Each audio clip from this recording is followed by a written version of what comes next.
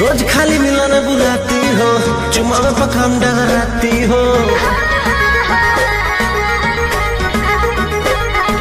रोज खाली मिलन बुलाती हो, चुमा में पखाम डगराती हो। असली चीज दिखा के दुरही से न कोई भूखा हो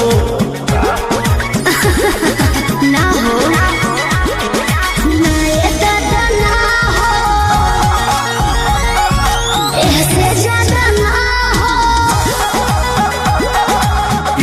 करबू का हो, अरे भूखे मरबू का हो।